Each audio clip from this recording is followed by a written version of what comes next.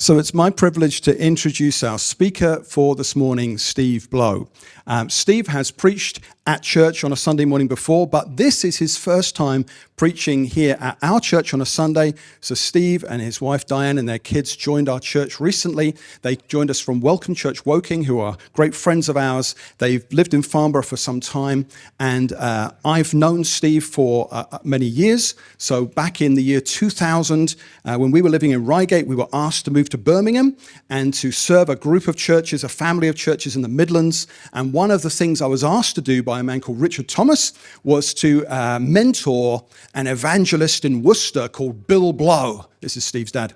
Bill Blow is a fantastic bloke. If Bill Blow were here today and was talking in the foyer, you'd be able to hear him in this room. That's how loud Bill Blow is. And so I got to know Bill, and of course I got to know Steve, who's his son. And so then after that, there were occasions when I would speak at different events around the UK, and Steve would be there advancing my slides. And so I kept in touch with him. And I didn't know when we moved here 3 years ago that Steve was living here. And then he turned up, and I thought, oh my goodness, you're here. And so he's joined us, and he doesn't work for our church. He's not on the staff. He does something else for a living, and he might tell you about that. I don't know. But I'm really excited. I've been actually looking forward to this moment, the moment I get to ask Steve to come and speak to us. So this is his first time preaching here on a Sunday morning. Just put yourself in Steve's shoes. Think about how big a welcome you want to give him. Have you realized how much you want to welcome Steve, putting yourself in his shoes? So why don't we put our hands together and welcome Steve Blow. Welcome, Steve.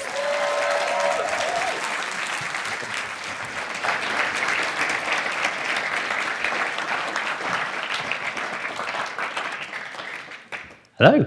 Nice to see you, and great the microphone works. You know, I've always wanted to try out one of these microphones. It's a long-standing ambition, cross that off the bucket list.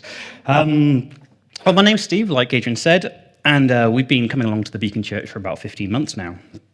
We live in Farnborough. I live with my wife, Diane. We'll be celebrating our 15-year wedding anniversary in a few months, so we're excited about that. And we've got 3 daughters. We've got a 12-year-old, a 10-year-old, and a 6-year-old. One of the children said that I mustn't say their names, so I haven't. Alongside about 10 of you here, I work for a Christian charity called Compassion. We work to equip and resource churches to release children from poverty in Jesus' name. So I see lots of you on a fairly regular basis. Normally, I'm presenting slides with numbers and graphs. There are no numbers, there are no graphs in this presentation. I know that's going to be massively disappointing for those that like my graphs. A little bit about me personally. I think I've got a bit of a sort of Labrador personality type. I am overly social. I eat too much, and I need to be walked.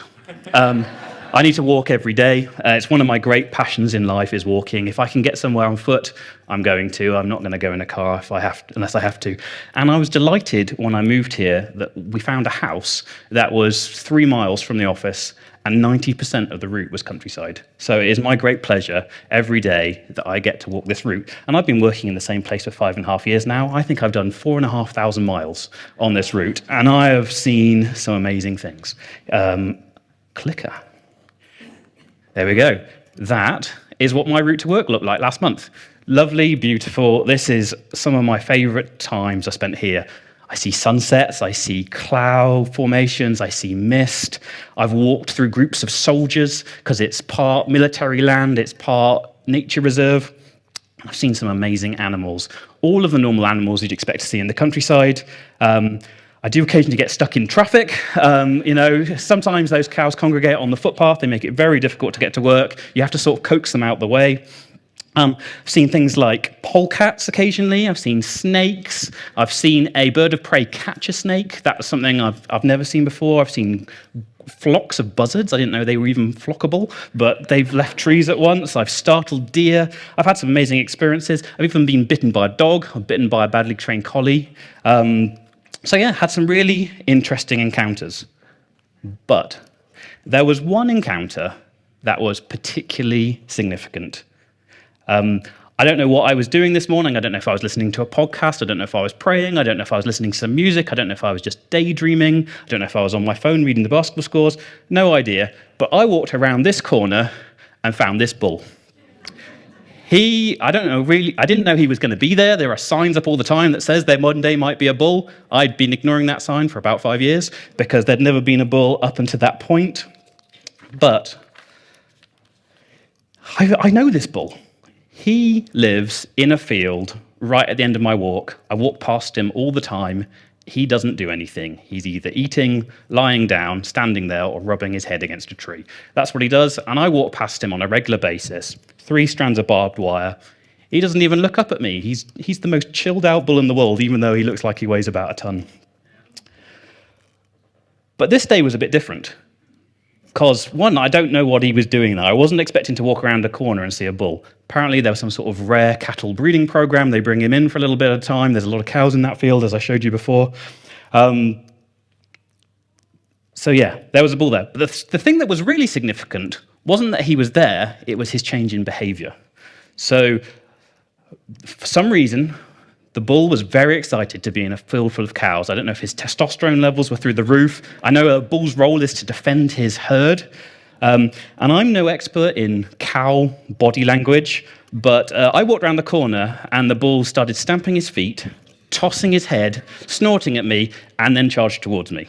So he took 4 or 5 steps and then he stopped.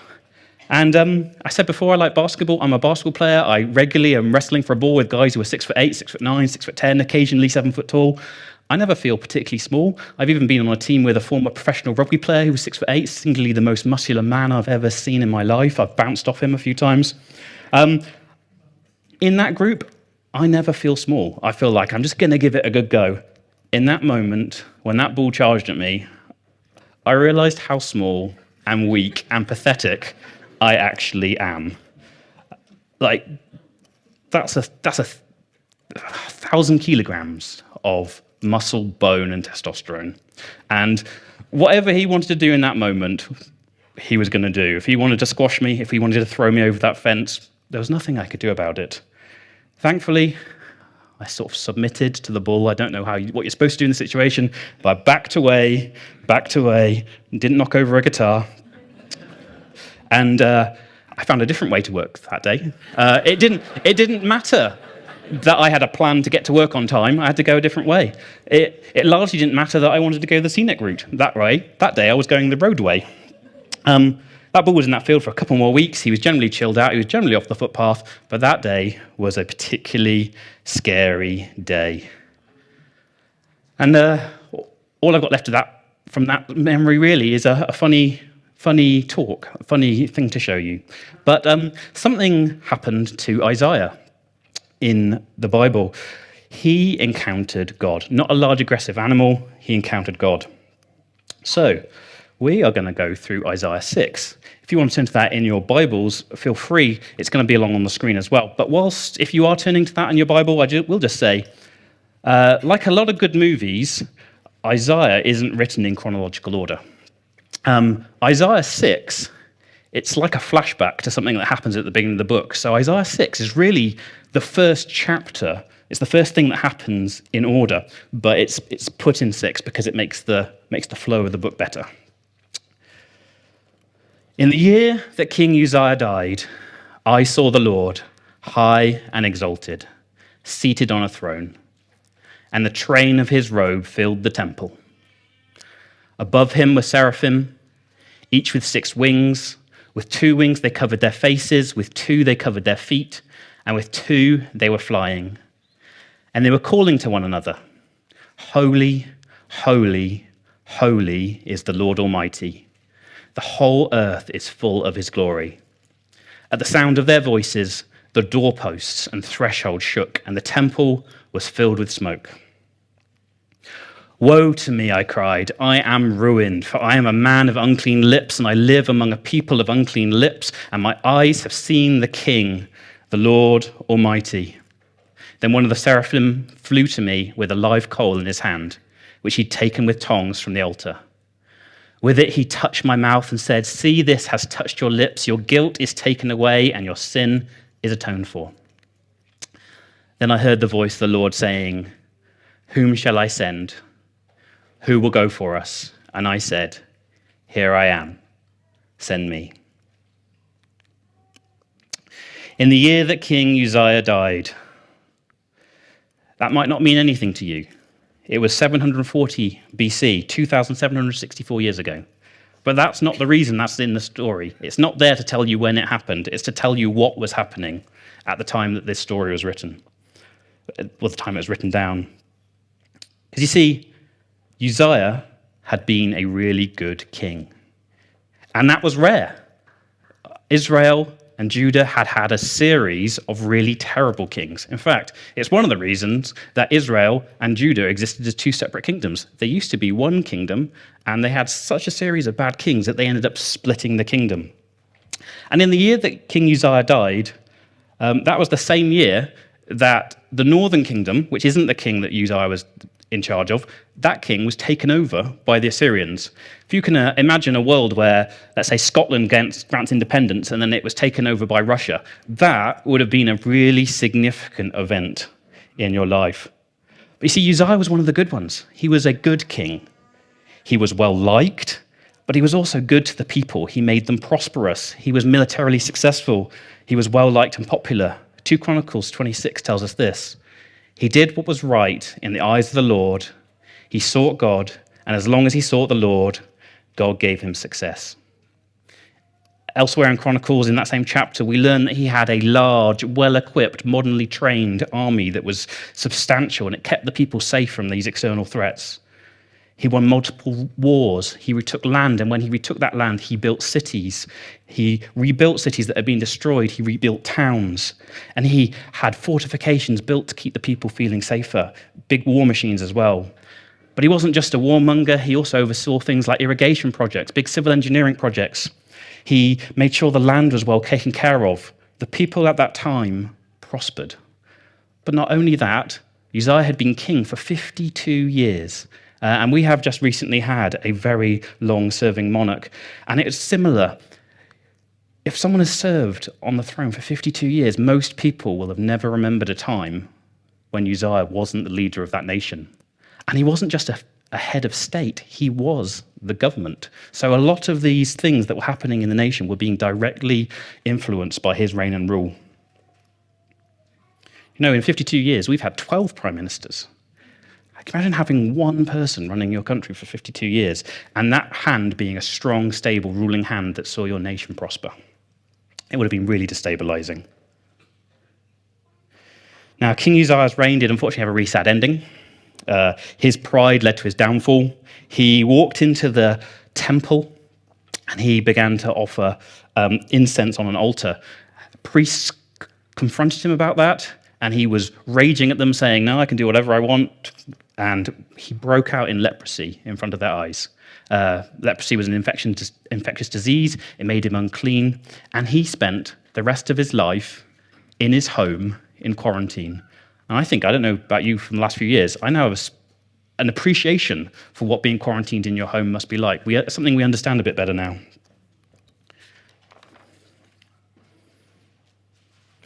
He spent the rest of his life in quarantine, and it was the leprosy that ultimately killed him.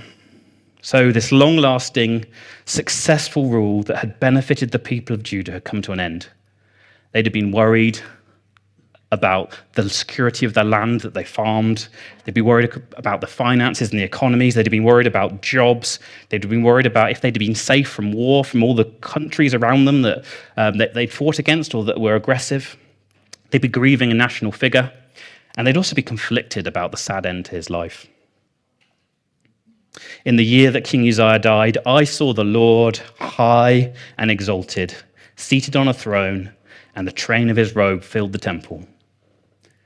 In that year of instability, uncertainty, God appears to Isaiah, and he is seated on a throne. Do you know, the people of Judah lived in a really unsettled time, and I don't know about you, but I think the last few years have been really unsettled. God was on the throne then, he's on the throne now.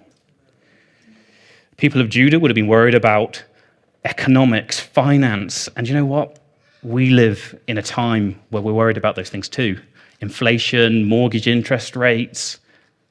It's hard. I don't know about you guys. I am not old enough to remember the last time inflation went like this. It's really hard to plan for. God was on the throne, and he's on the throne now. People of Judah felt unsettled due to the increased risk of war. Their neighboring country had just been invaded. We live in a time where there's a war in Europe again for the first time in a long time. We live in a time where war has recently broken out in Gaza, and there are all sorts of other conflicts as well that don't get reported on as often. God is on his throne. And this isn't a political comment in any way, but our government has felt more unstable than it normally does. We don't normally have so many prime ministers in such quick succession. God is on his throne. When people let us down, when times are good, when times are bad, when there are quarantines, God is on his throne. In the year King Uzziah died, Isaiah saw the Lord high and exalted, seated on his throne. Here are a couple of those imageries that we see. That is a coronation robe for Queen Elizabeth. Do you know, a train is a fairly pointless document in terms of garment in terms of its practicality. It requires people to move it around. I don't know how you go to the toilet and one of those things. It's wildly impractical, but what it does do is it communicates power, because you have to be incredibly powerful to have one of those things. And generally, the longer your train is, the more powerful you are. We hear in this story that God's train filled the whole temple. Can you imagine something like that, just going round and round the room, and the power that would communicate? I've seen a throne once. Not long after we were newly married, we did the VIP tour of Buckingham Palace. That was very exciting. And something that took me by surprise was when we were allowed to walk into this room. It looked like that. It was empty. And I felt like I couldn't go in. Now, a throne is just a chair, right? But it's not. It conveys something of power. And I found myself intimidated to approach an empty throne. The throne that we're hearing about here was not empty. It had God sitting on it, and it was high and lifted up. Finally, interestingly, I think it's really interesting that this took place in the temple. The temple was the place that God dwelt, and it's also, interestingly, that's kind of the time where Uzziah's reign became unstuck. He went into that temple. He wasn't where he was supposed to be. He went into God's house. God was in his house. But it's also interesting, I think, that we see these descriptions of God's power and his authority, but we don't see much described about God. When I first read this passage, I felt like I had all these questions, like Isaiah had missed some golden opportunity to tell us a little bit more about God. You're seeing God. Tell us a bit more. Like, what does he look like? What does he sound like? How big is he? How does the Trinity practically work? That's one of the questions I had. What color is his eyes? Does he have eyes? Does he have a body that you could see? So many questions I have. This is completely silent on all of my slightly frivolous questions. Isaiah doesn't describe God's appearance at all in this passage. He describes things like thrones and trains and things like that. But really, we have to look to the reactions of the seraphim, and we have to look to the reaction of Isaiah himself to learn more about this. Above him were seraphim, each with 6 wings. With 2 wings they covered their faces, with 2 they covered their feet, and 2 they were flying, and they were calling to one another, "Holy, holy, holy is the Lord Almighty. The whole earth is full of his glory." At the sound of their voices, the doorposts and thresholds shook, and the temple was filled with smoke. When you walk into a room, do you ever announce, "Don't be afraid"? Or when you meet someone for coffee after today's meeting, will you shake their hand and say, "Don't be scared"? It's an abnormal thing to say, but we see frequently through the Bible that when an angel appears, that's how they have to start. Don't be scared. Don't be scared. You wouldn't have to say that unless you were terrifying. Angels are terrifying, mighty warrior beings. And I think it's really telling that when God's there, they don't say, "Don't be afraid." Like, the lack of that warning tells us that we should be afraid. The angels in this Bible passage are a special kind of angel. They're called seraphim. They've got 6 wings, and they seem to dwell in the presence of God. We know they're powerful because when they speak, the whole temple starts shaking. The doorway of the temple, the strongest part of the building, is shaking, and the room is filling with smoke just at the sound of their voices. And yet that power is being used to draw attention to God. And their whole biology is different. They seem to have a spare pair of wings just to cover their eyes, and a spare pair of wings just to cover their feet. And they're calling out, "Holy, holy, holy." You know, we see this exact same reaction 800 years later in Revelation, which Adrian referenced earlier. We get the impression if you could go and stand in God's throne room right now, the angels would still be calling out, "Holy, holy, holy." You know, in English, we have lots of ways where we can emphasize things. Like if I'm writing a long email or a board paper or whatever it is I'm doing, I often try to find one special place in that document where I'm like, what is the one thing I really want someone to take away from this? And I'll bold it. If I was being really extreme, I might use capital letters and exclamation marks. I don't think that's very professional for what I do, but you know, we can do lots of things for making emphasis. And in the time the Bible was written, they had a technique for emphasizing things that we don't use so much now, and that is to repeat a word. And you'll see this through the Bible quite a lot. Using a word and using it a second time is like saying, this bit right here, this is the thing you need to know.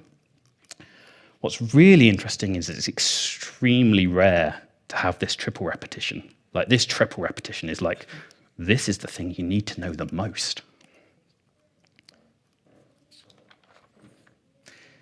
The angels don't just describe God as holy. They don't describe him as holy, holy. But they describe him as holy, holy, holy. This is a defining description of God. Not his appearance, not how his voice sounded, not his love, not his mercy, not his strength, not his power, not his wrath, not his forgiveness. What's described is God's overwhelming holiness. It must be important. But what does that even mean? Sometimes we can simplify holiness a little bit to just mean perfection and to be without sin. And that's a good definition of holiness. God is completely without sin, and we do wrong things all the time. Sinlessness is a great secondary meaning of the word holy. But the angels are sinless too, aren't they? They haven't done anything wrong, but they're crying out, "Holy, holy, holy," in a way that is quite reserved from their perfection. So it must mean something else. A great definition of holy is God.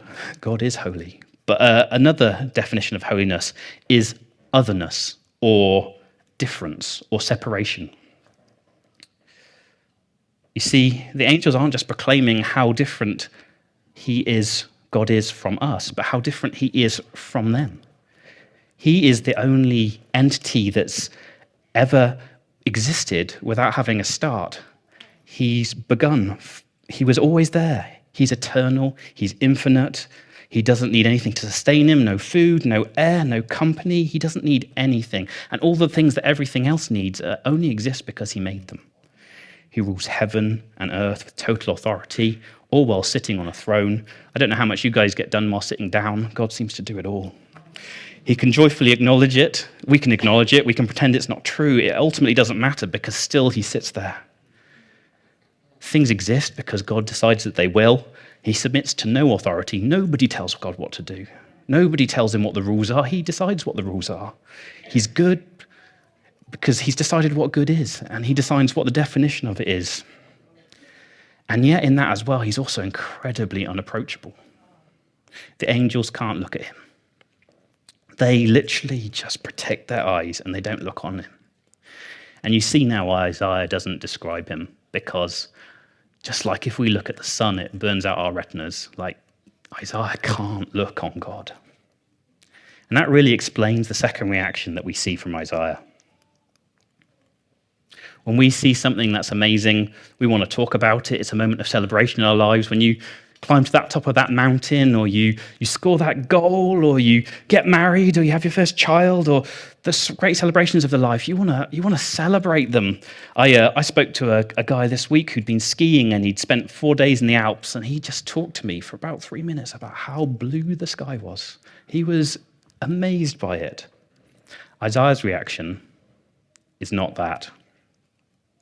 What I've done here, just so you know, is I've mashed together several different versions of the same verse through lots of different translations, because I don't think we ever really say, "Woe to me." It's not, I don't know, and No, I never say it. Maybe you guys do. But just to get the translation across a bit, I'm just going to say the same thing in lots of different Bible translations. This is Isaiah's reaction. Woe to me, I am undone. I am destroyed. This is doomsday. I am as good as dead. I'm ruined. It's all over. I'm doomed. I'm lost. A curse is on me. My fate is destruction. Mourn for me. There is no hope for me. How terrible this is for me.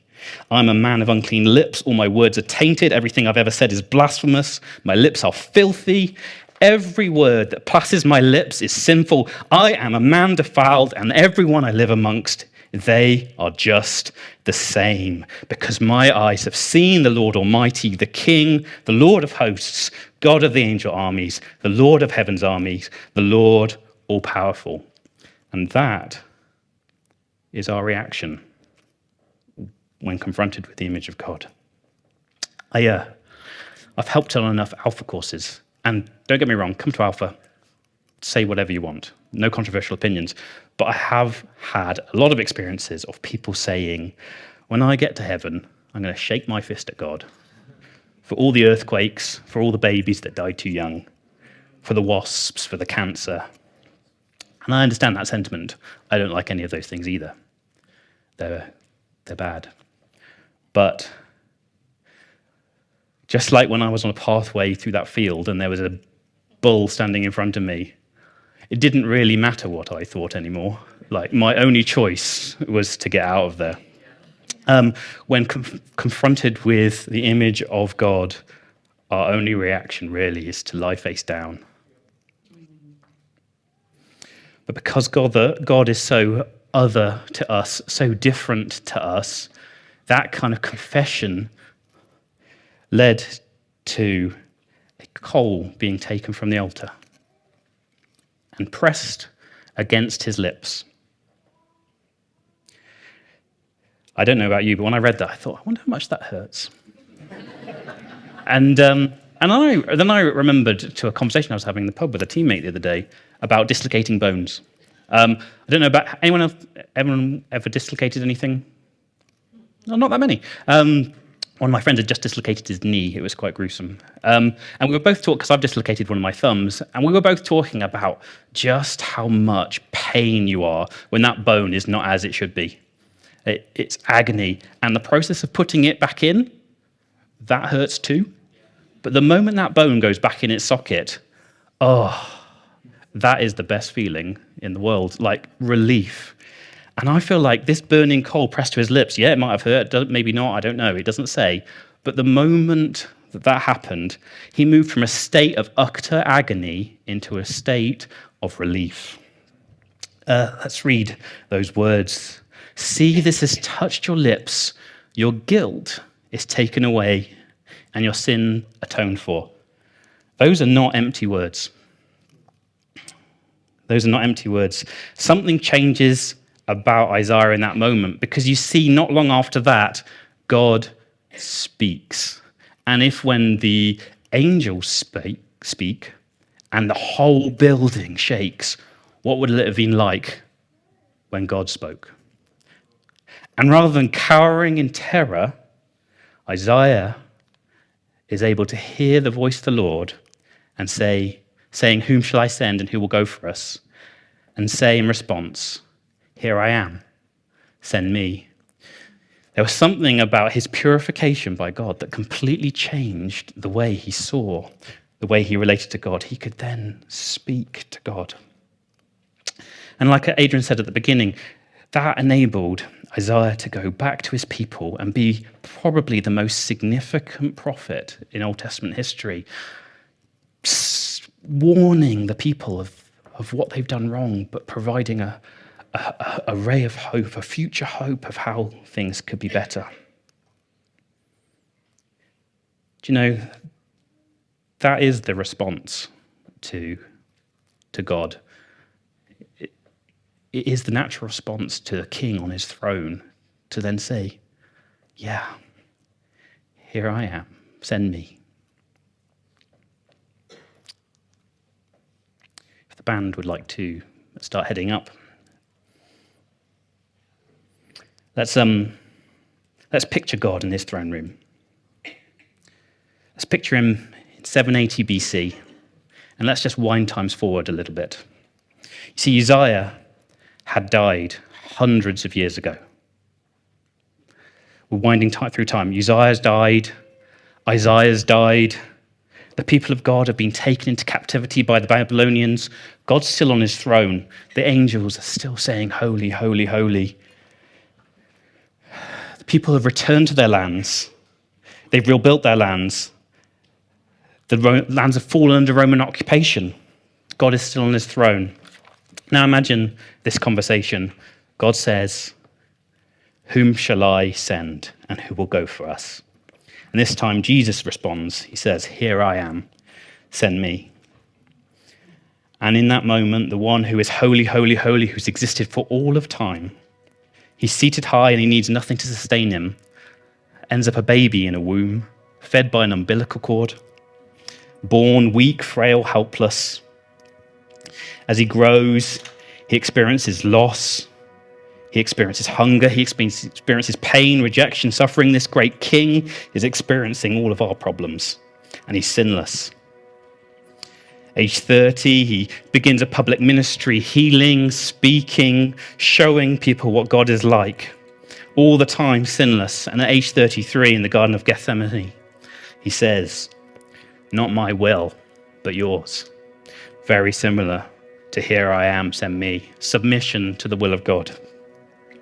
And finally, he does submit to death on a cross, not because of something he's done wrong, but because he's paying the price for all of us, so that we can have that relationship that Isaiah had, that they could stand before God and say, here I am, send me. The one who sits on a throne in heaven since eternity, with the angels crying, holy, holy, holy. He's not there. He's on a cross. He's naked. He's torn. People are abusing him and shouting at him. God is so other than us that he punishes himself for our wrongdoing. And he's still on that throne, high and lifted up. Nothing has changed about God. But what's changed is the way that we can relate to God. We can now address God as Daddy. We can address God as a friend, as a son, as a daughter.